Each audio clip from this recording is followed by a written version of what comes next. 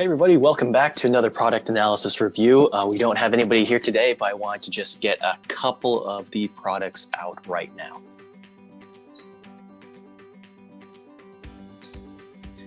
So here we have an announcement for the new Metal Robot Damashi, or the Metal Robot Spirits series. It looks like we're getting the Bail, so something to look forward to November 2020. Other than that, it's just a silhouette, and so we'll be updating people soon.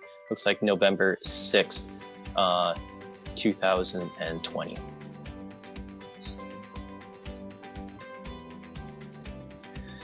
And then we also have some updates on the box art for the Baund dock. So this is coming out October 24th, 2020, so probably in the next week or so. And let's see here if we can find how much it retails for. So it retails for 5,500 yen. So, you know, it's a pretty pricey boy. You get $55 or so, but it's pretty neat. For people who have not been playing GBGW, they do this thing now where they start to make units in the game that are model kits that are coming out in real life. So the Baund dock actually received a little bit of hype in GBGW as being an event suit that anybody could access. And so I guess they're trying to pitch any of the new stuff that's kind of coming out. So for example, we'll talk about this in another portion, the Fumina kit that's coming out. They are trying to generate some hype with that by releasing the Gym cardigan as a event suit for people to pick up this week. But let's talk about this Baund dock. So I'm not a particular big fan of this kit, but I have to say that it is a feat of engineering that they can get it to transform, that they're making bigger kits, that they're making mobile armors. So it's something that we can kind of look forward to. Some of these scans look really great. To be honest, I actually just really like looking at the promotional material, and wow, 190 millimeters. This is gonna be some crazy stuff. So we also have here for P Bandai, HGUC Gundam Gemeniss 2. Now this is releasing next year, January 2021 for 2,200 yen. And to me, it looks like it's compatible, like it says in the article, compatible with the high mobility and the Assault Booster unit pack. However, it's just a color swap. I don't think there's anything that different between the two. If you like this blue color, if you like that Titans look, if you like Blue Destiny looks, that kind of thing, exam units, all that good stuff, then this is a really great iteration. It's going to have the same articulation, I assume, as the Gemeniss 1. It actually does look a lot cooler in this color. I think the older that I get, I tend to like AOZ blue colored units more. But it does look really good, especially these last two photos. It does look pretty good next to its sister unit as well. And I think the articulation is just superb. So if you haven't gotten a chance to pick this out, I don't know. I'm actually kind of liking it. I really like how this yellow pops. It's also a very like muted kind of yellow, kind of like the Gym cardigan that we're talking about. So this is going to be more of a quick announcement. There's going to be a clear color version, Gundam base limited of the second V. That's coming out October 2020 for 2,400 yen essentially. And it looks like, according to this article, they'll be available for a limited time starting October 9th of 2020. Looks pretty cool. I personally will think this is a pass for me, but that's just because I don't have that much of an affinity towards Victory Gundam. But as soon as a real grade comes out, I'm going to have to take a second look.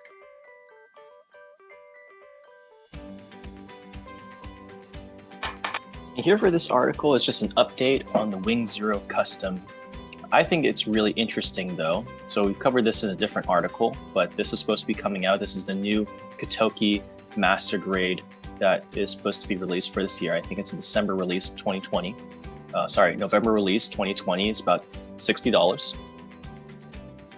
Excuse me. Now, what I think is really interesting is that in a lot of these promotional pictures, the only time that you actually see the new and improved gimmick in my opinion, that you have not seen in other Wing Zero customs is this. This is the coolest thing, that you have a place to store your weapons. And in this display, they do not show this at all. And I think that's ridiculous. Like, I think that they should have put this rifle into this wing. And I think that would have sold it for, well, it would have sold it for me. But I think it's really interesting that they didn't display this at all. All right, so we're going to take a look at this guy. And for people who don't know, this is the Gundam Universe line. It's a figure line that's available at Target, Walmart, and a good slew of other places. Now, the thing that's interesting about this guy is that they tend to have a little bit of chunkier, bigger proportions, and so they become more solid. They're not going to break down as easily. They're more child-friendly. I see a lot of people who are collectors because of the paint application, but because they're realistically toys, you see a lot of people ages 10 and up kind of playing around with these guys. Now, what's interesting about this tall geese is when we scroll down here and take a look, I mean, you can already kind of see it in this here. It's just one chunky looking boy. Like, you know, these are some thick thighs. Look at that. And what's crazy is the size when you compare it to the Wing Gundam. Now, you really get the feel that this guy's just a tank. Like, he will just go and wreck the Wing Gundam if he got the chance. And I believe this is the robot Damashi that's on the left-hand side. So you can see it's significantly bigger, and the proportions, especially, you can look at these kneecaps just in comparison. These kneecaps and these knees definitely just, I don't know, they look a lot skinnier. It's the thighs too. I don't really know what's going on too much in the head. I guess this here, the head looks more like elongated, I guess. This one looks more shrunken in, and I guess the shoulders, I guess, are just kind of protruding out a little bit more. And I guess right here, like this portion of the arm just flares out more than these arms here. So yeah, it's just really interesting. I mean, it looks good. So there's no complaints there. It can do what you want it to do. It's just, it's not the Tall Geese model kits that have been coming out in recent years, but it is the Tall Geese that I remember seeing on show or on TV. All right, so here's a review of the new Gundam HWS. And now I am all for this kit. This is actually one of the hype kits that I'm really looking forward to. See, I can't even talk because I'm so excited. What is amazing to me is that it comes with all of this, right? And so you can get it into this form. You can get the giant shield. I think it's a model kit that I have never touched. I have not gotten a chance to actually build. It's not a design I've gotten to build. I've seen new Gundams all over the place, but I have not seen the high weapon system version of this new Gundam. And it looks good. Like, I think that it's chunky and boxy enough. At the same time, it's still looking kind of slender in a way. But it looks really nice. It has that nice new Gundam shape of the head that doesn't it doesn't look long. Like the high new Gundam's head looks really long to me, and you know, not to offend anybody out there, but it just doesn't look that great in comparison. So and the new Gundam, I think, is a little bit taller than the high new, and so it definitely does help its silhouette in my eyes. And you know, on the off chance that I just don't want to use the high weapon system, then I get a new Gundam with this, and I don't have a new Gundam real grade just yet. I kind of knew that all these other expansion packs were coming out soon, so I didn't want to shell out the money, and then realized, oh crap, I need to shell up even more money now. But these shots look really great in my opinion. All right, next up we have the HGUC Dendrobium water slide decal set, and to be honest, there's really not too much to see here. I think the Dendrobium is going to be re-released, and so they're releasing these water slide decals as a way to spruce up your kit. And they kind of did this with like the meteor unit. They've done this for other bigger units as well. And so if you are like a big mobile armor kind of guy, then or girl, this would be perfect for y'all. I'm guessing it's probably going to run maybe about like $10 or so. Let me see if there's any descriptions here in this article. No, not really, but that's about it. That's all I can really say. All right, so now this, I am going to go over this very quickly because I really don't know what this is, to be honest. So I did a quick read, and it looks like these will be available for pre-order on October 25th.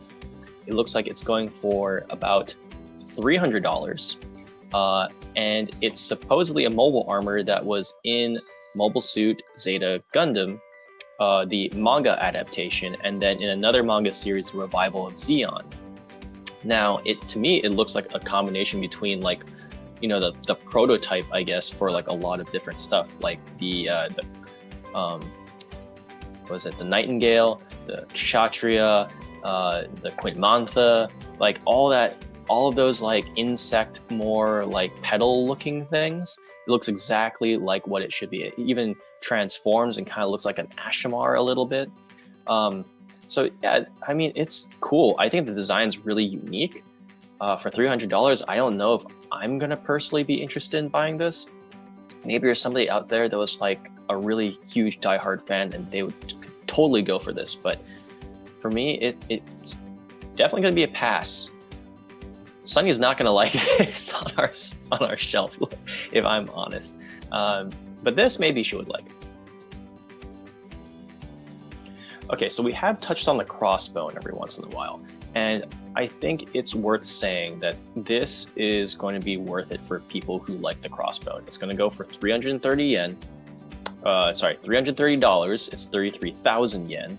The Peacock Smasher is something that they kind of mentioned, but I think the biggest highlight for me personally are these knives, I guess, that's coming off from the side of the full cloth that he puts on. And to me, I think that it just looks kind of funky for it to be going in the opposite direction of where your lines are going to be, you know, like legs pointing down, the sword's pointing down, the cloth is pointing down, the gun's pointing down, these are pointing up. So maybe it's supposed to work in tandem with like these thrusters here, but I'm not sure. So you kind of get these like eye field knuckle busters here. So like, for example, this looks just like too busy to me. I don't know how else to describe it. It looks very busy. This looks really cool though, but you see no knives. I don't know if you can retract the knives. I don't even know if you can take them out, but I mean, this looks a little cooler. So I guess you're kind of spreading out the full cloth a little bit more. And then maybe these, I guess if they weren't curved, I probably would not have so much a big deal about it. So if you look here, the curvature of the knife is going this way, and then these claws are going the opposite direction. So it's kind of doing like this S shape kind of thing if you were to fold them down. So even that, like, I don't really understand the design aesthetic. I guess they're going for jagged. I think sharp is the sharp is what they're going for. Now look, it's really interesting that they show off this for the figure because this is just a Crossbone X1. So why would I go out of my way to buy all of this stuff if this is how I'm going to display my kit? I mean, it's cool that it can do it. It's just, I think I have a different like philosophy in buying model kits and figurines nowadays. So to me, I mean, this looks pretty cool. I like this. Again, it's kind of a more traditional look to it. But I think if you're a Crossbone fan and you really like the Metal Build series, I feel like this was going to be one of those kits that will increase in value, but we'll see. We'll see. I know the Strike Freedom like really went up in value. I'm not sure if we'll ever get anything like that again, but you know, there's always other mobile suits. Okay, so here, I think this is gonna be one of the last things that we'll talk about in this video, and I'll make another part 2 later on. But the Gundam Heavy Arms is really interesting. So it's going for about 1,600 yen, way more expensive than what it used to be, about like $10, I guess, if you were to buy it in the US. And I'm comparing this again to the 1/144th scale. So, you know what? Maybe I'll actually turn this into a different video. But for a real quick look, we'll take a look at the heavy arms. And these shots look really good, if we're completely honest, right?